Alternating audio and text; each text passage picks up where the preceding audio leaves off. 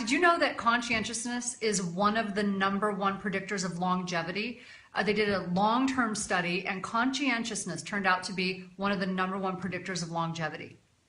So if you do what you say you're going to do, it actually helps determine the length of your life. It helps you to live longer. So we want you to actually do what you say you're going to do. And this is never truer than with your own health, right? So if you make a commitment to get healthy, but you keep backing out of your own commitments, it's not good for you. It actually can shorten your lifespan.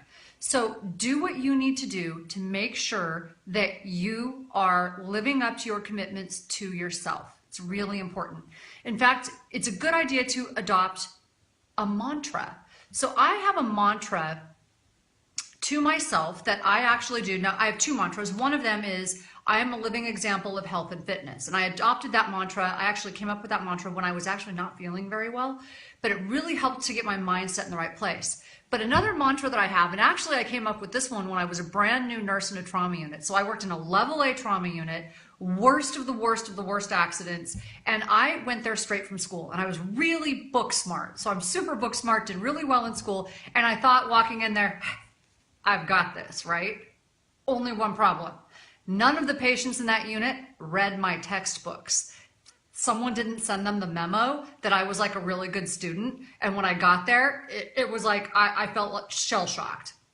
It was the craziest stuff I had ever seen. None of it was textbook. It was awful. I found myself having nightmares and like GI distress, and it was terrible.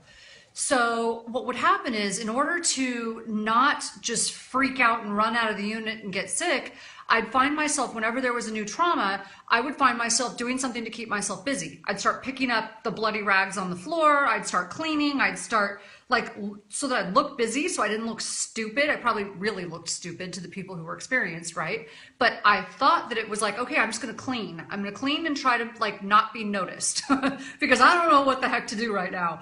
It was overwhelming. And so I noticed that the same thing was happening with patients when I started coaching patients.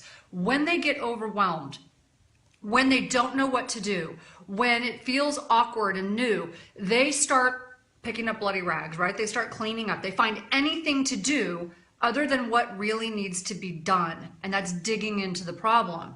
So I developed a mantra as a new nurse, ABCs. Well, ABCs is a common saying that we have in medicine, airway, breathing, circulation. My mantra that I tagged on to that was, forget the bloody rags on the floor. Focus on the patient in the bed, right? Airway, breathing, circulation, forget the bloody rags on the floor. Focus on what's important because the patient will die.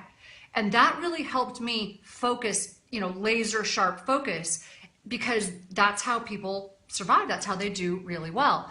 So that's what I want you to think about as you jump into this. Forget the bloody rags. If it's not important, so what?